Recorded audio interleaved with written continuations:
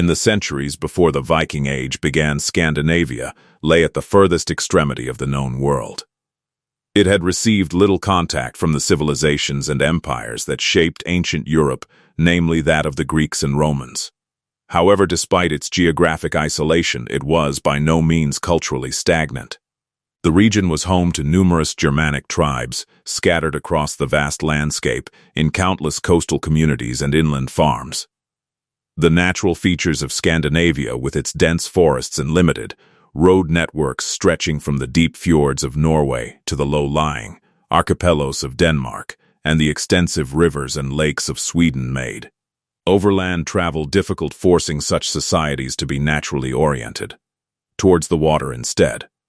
In turn, this provided a reliable and accessible transport route that allowed for communication, movement, and exchange of people's goods and ideas along Scandinavia coastline.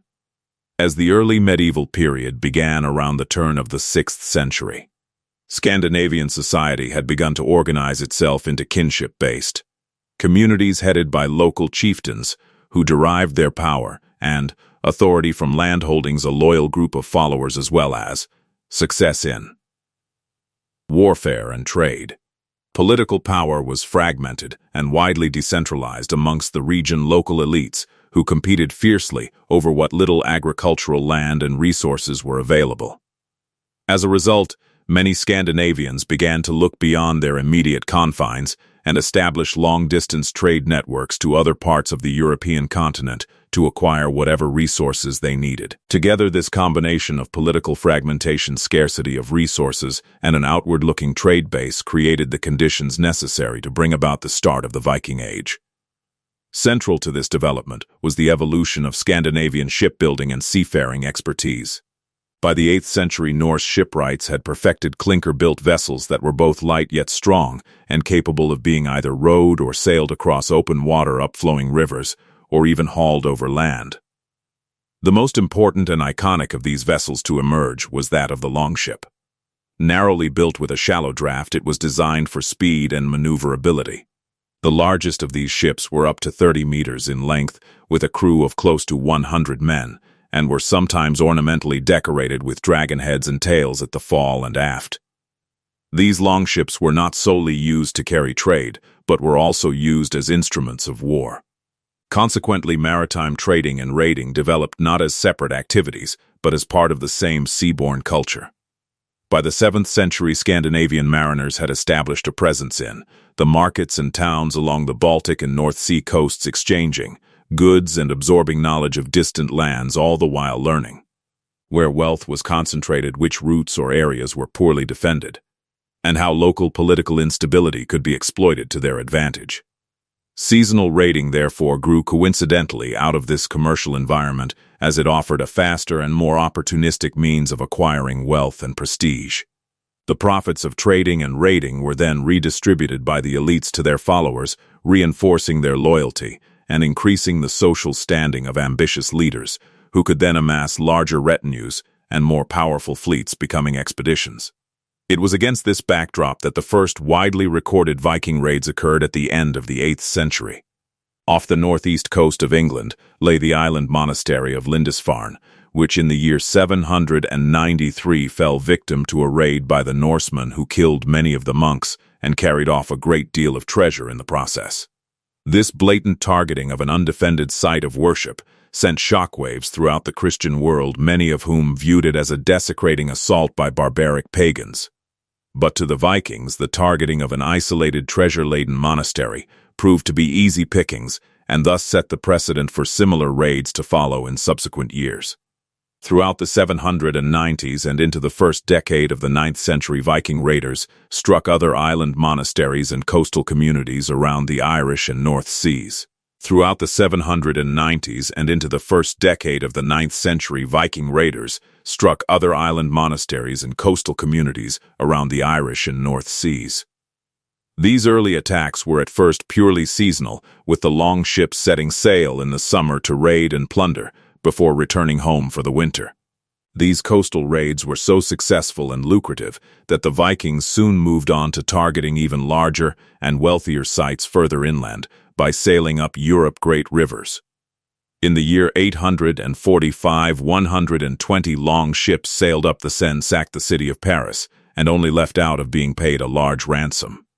Similar cycles of raiding and demanding payment to leave were experienced elsewhere along the rivers of the Lier, Rhine, and Thames during the mid-9th century.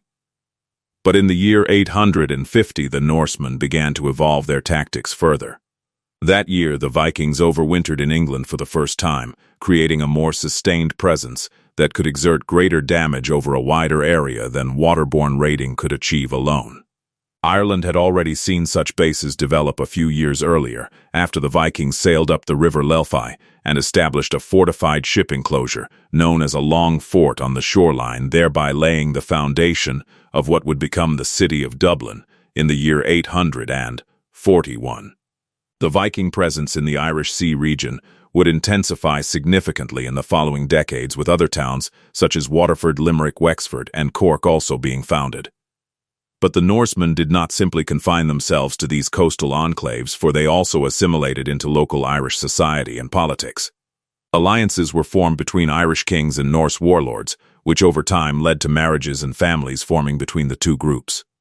They adopted elements of each other's language and customs, which gave rise to the Norse Gaels, who dominated the maritime zones around Ireland, as well as into Scotland.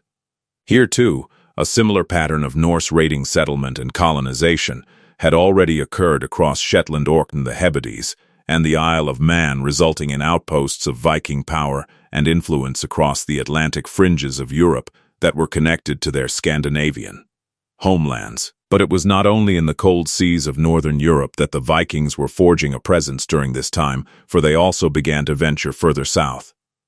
Viking raids were recorded along the coasts of Iberia, North Africa, and even into the Mediterranean during the mid-9th century, with cities such as Lisbon, Seville, and even Pisa experiencing attacks.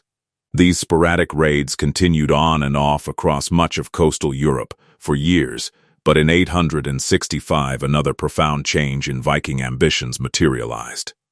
On the southeast coast of England, a large Norse fleet landed in the autumn of that year, but they did not come to raid and plunder, they came to conquer and settle the land for themselves. The Great Heathen Army, as the Anglo-Saxon Chronicle referred to the immense Viking host, was supposedly led by the sons of the semi-legendary Viking warlord Ragnar Lodbrok, who sought to avenge their father's death, after he was thrown into a pit of venomous snakes on the orders of King Ella of Northumbria.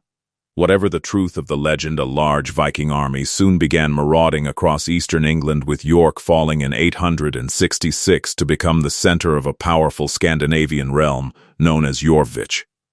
A few years later, the Vikings returned south to subdue East Anglia, followed by parts of Mercia. The only Anglo-Saxon kingdom to remain standing was that of Wessex, whose King Alfred the Great mounted a campaign to drive off the Viking incursions and secure the survival of Anglo-Saxon England. Eventually, by 878, the Great Heathen Army was defeated at the Battle of Edington, and in the resulting peace settlement, the Vikings were permitted to retain control over much of the land they had conquered in eastern and northern England, which came to be known as the Danelaw. What followed was a profound demographic and cultural transformation as more Scandinavian settlers arrived in the region to build farms and communities of their own.